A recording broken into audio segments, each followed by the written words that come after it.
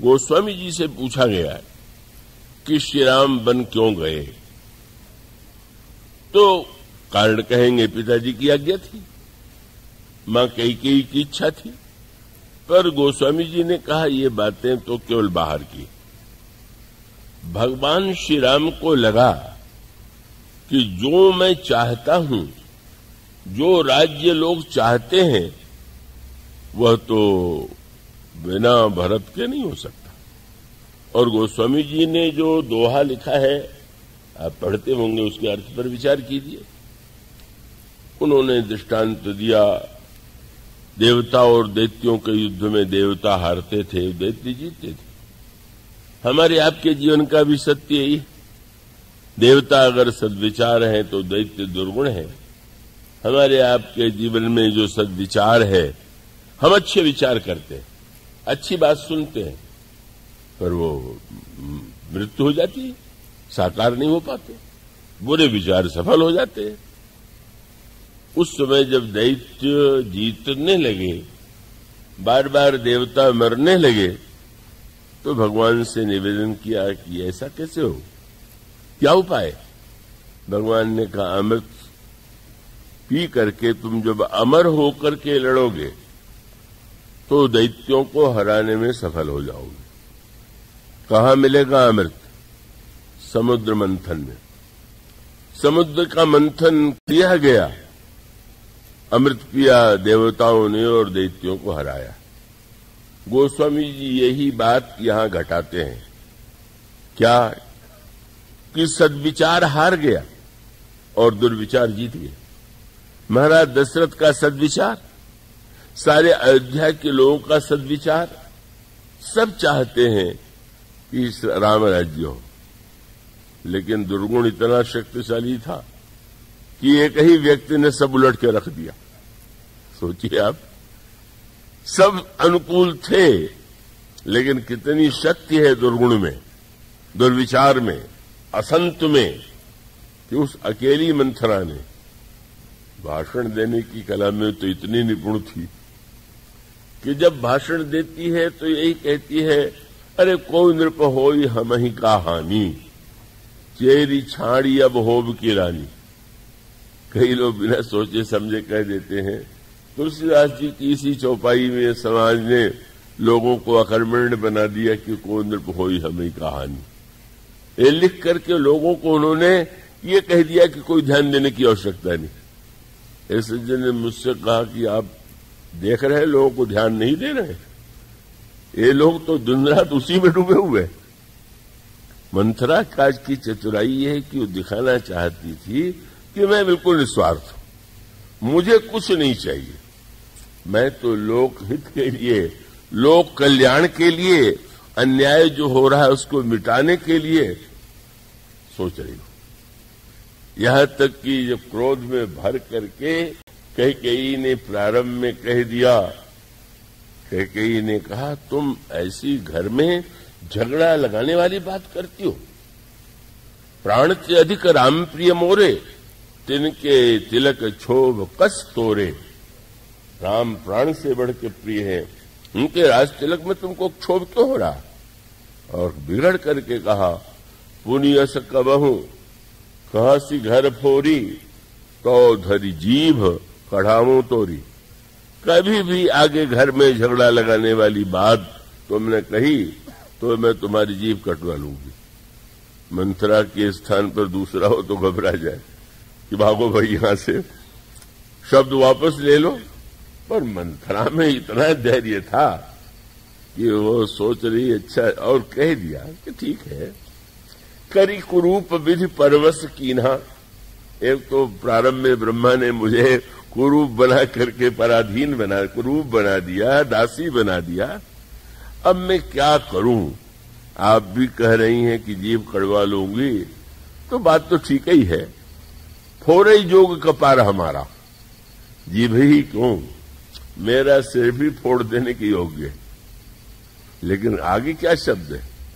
बोले मेरा अगर दोष है तो बस एक ही है, क्या कोई अनभल देखने जाए तुम्हारा, मैं तुम्हारा अनभल नहीं देख सकती हूं, बस यही मेरा दोष है। तुम्हारा इस सब कुछ कहने के बाद भी मैं क्या करूं। सचमुच क्या चमत्कार था। साक्षात ईश्वर राम जिसके पास निरंतर रह करके सम्मान देते हों, श्री राम की बातें भूल गए, श्री राम का स्नेह भूल गया, श्री राम का शील भूल गया।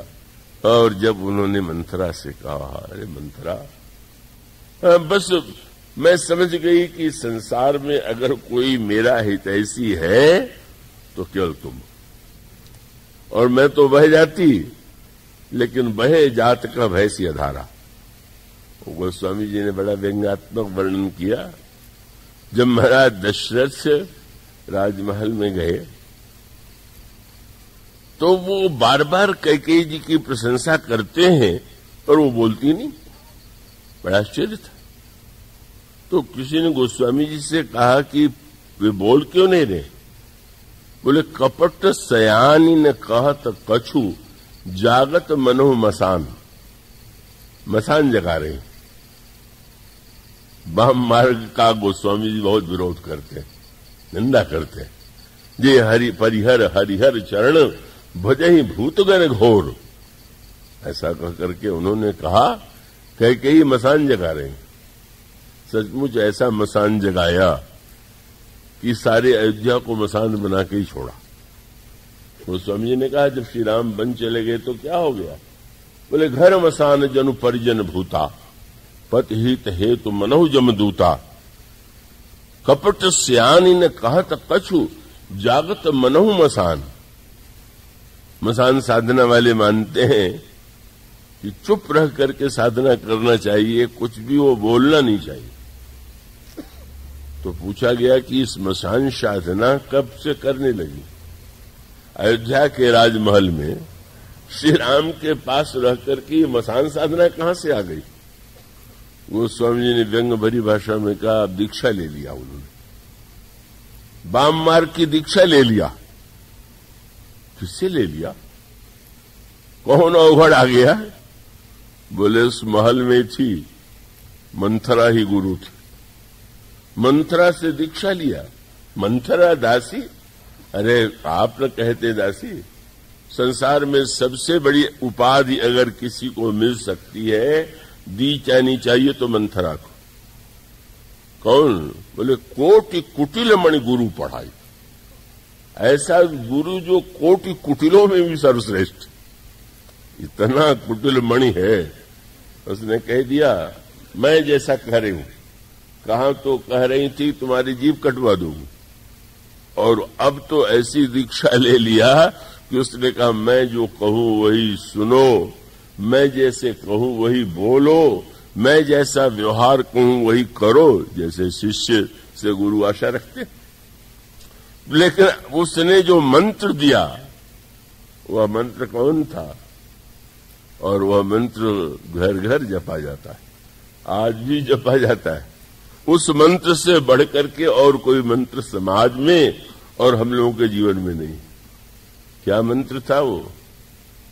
वह कोई ह्रीम क्लीम मंत्र नहीं था। मंथरा ने कैकेयी से कहा, कुछ भी कहिए, बस इतना मत भूलिए कि अपना अपना होता है, पराया पराया होता है। क्या यही महामंत्र घरों में नहीं जपा जाता है। बस वो तो शब्द महावाक्य बन गया। उपनिषद का, वेदांत का ब्रह्म वाक्य यही। क्या ये सत्य है। क्या अपना अपना होता है, दिखाई देता है। क्या अपने कहे जाने व्यक्तियों से विरोध नहीं होता, उनसे शत्रुता उत्पन्न नहीं हो जाती। अपना अपना होता है, यह सत्य तब हो सकता है जब व्यक्ति यह सोच सके कि यह अपना तो अपना होता है, पर जीवन में तो अपने पराये पराये अपने होते रहते हैं। एकमात्र भगवान ही ऐसे अपने हैं कि जो सदा अपने रहेंगे। अगर ये महामंत्र इस रूप में हो तो कल्याणकारी। मानो वह द्वैत, वह भेद, मैं और मेरा, तू और तेरा, यही समाज में व्याप्त है, रामराज्य बनेगा। रामराज्य मंच पर कथा कह देने से या सुन लेने मात्र से नहीं बन जाता है। उसका अर्थ है कि हमारा अंतर्मन ये जो हमारा द्वैत है, भेद बुद्धि है, हमारे मन में जो बैठी हुई है, संस्कार में गहराई से हर क्षण वही बात हमारे मस्तिष्क में है। जब कोई सोचते हैं तो बस अपने और पराये के संदर्भ में मानो वह द्वैत बुद्धि, वह भेद बुद्धि, वह ईर्ष्या और द्वेष की बुद्धि, और उसकी भी पराकाष्ठा कब? जब उन्होंने कहा अच्छा तो मुझे क्या कहना है, वैसे तो मेरे पिताजी ने वचन लिया था कि मेरे पुत्र को राज्य मिलेगा, पर वो तो कुटिलमणि है। उसने कहा भूल करके विवाह और वचन को बोलने ही मत। क्यों? बोले तब तो घाटे का सौदा रहेगा, भारत को राज्य मिल जाएगा ना। तब बोले आनंद तो तब आवेगा जब सौत के बेटे को कष्ट जरूर, एक वरदान नहीं। यही है, मनुष्य अपना स्वार्थ छोड़ के दूसरों के स्वार्थ की चिंता करे तो बड़ी ऊंची बात है। अपना स्वार्थ भी रहे और दूसरे का स्वार्थ रहे, वो भी ठीक है, लेकिन अपने स्वार्थ के लिए पूर्ति हो और पूर्ति के साथ साथ अगर यह जुड़ जाए कि सामने वाले को कितनी हानि हम पहुंचा दें, सामने वाले को हम कितना नीचा दिखा दें, जहां यह वृत्ति आ गई क्या तेमी मानुष राक्षसा परहितम स्वार्थाय निघ्नन्ति ने निघ्नन्ति निरर्थकम परहितम। भर्तृहरि कहते हैं कि जो अपने स्वार्थ के लिए दूसरों के स्वार्थ को नष्ट कर देते हैं वो राक्षस, पर जो केवल बिना कारण ही दूसरों का स्वार्थ ही बिगाड़ते रहते हैं उनको हम राक्षस से क्या कहें? और राक्षस के बाद कौन सी उपाधि बची हुई? मानो एक वरदान नहीं, दो वरदान। एक सज्जन ने कहा रामायण में तो कहीं चर्चा नहीं है कि महाराज दशरथ ने ऐसा वचन दिया था। चर्चा कैसे चले? मंथरा ने रोक लगा दी थी। दुई वरदान भूप सन थाती मांगहु आजू जुड़ावो छाती देहु लेहु सब सवती हुलासु। सौत के हृदय में जब तक चोट न पहुंच जाए, यही भाषा हमारी है। इसी तरह हम सोचते हैं, राम राज्य की बात करते हैं। देहु लोहु लेहु सब सवती हुलासु।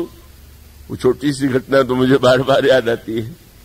ईंट के बड़े व्यवसायी व्यापारी, एक वर्ष बहुत ईंट के व्यापार में लाभ हुआ, ऐसा लोगों ने मुझसे कहा, पर वो मुझसे मिले तो बहुत प्रसन्न नहीं लगे। मैंने कहा कि इस वर्ष व्यवसाय में आपको लाभ हुआ ऐसा लोग कहते हैं, पर आप कुछ कम प्रसन्न लग रहे हैं। उन्होंने कहा हाँ है तो, लेकिन बात यह है कि पिछले वर्ष वो जब ईंट बन के तैयार हुई तो पकने से पहले पानी आ गया, वो गल गया। मैं सोचता हूं अगर उस वर्ष भी ऐसे ही हो गया होता तो कितना अच्छा था। मैंने कहा नहीं हुआ, इस वर्ष तो हुआ, क्या पता अगले वर्ष होगा कि नहीं होगा। अगले वर्ष नहीं होगा तो इस समय तो हुआ। कुछ क्या हुआ, मेरे दूसरे व्यापारी को मुझसे दूना लाभ हो गया। मैं अब आपका दुख कभी नहीं मिटेगा। पहले क्यों नहीं हुआ, आगे होगा कि नहीं, और वर्तमान में दूसरे को लाभ क्यों हो गया। दूसरे को लाभ नहीं हानि हो जाए तो बहुत आनंद है। मंथरा वृत्ति यही वो मंत्र है जो राम राज्य को नहीं बनने देता। और जब यह मंत्र है तो इसका निराकरण श्री राम तो चले गए वन में। वो तो उन्होंने कहा ठीक है, मेरी मां कह रही है कही तो बहुत बढ़िया बात है। इसका निराकरण तो भरत ही कर सकते हैं, संत ही कर सकते हैं, और उस समस्या का निदान श्री भरत के पास, श्री भरत के द्वारा ही हुआ। और इसलिए गोस्वामी जी ने कहा कि समाज में जब तक मानसिक रूप से समाज और व्यक्ति दोषी है, तब तो कोई व्यवस्था राम राज्य नहीं बना सकती। कोई कानून, कोई नियम, कोई व्यक्ति कभी भी राम राज्य नहीं बना सकता। सचमुच बदलाव कहां होगा?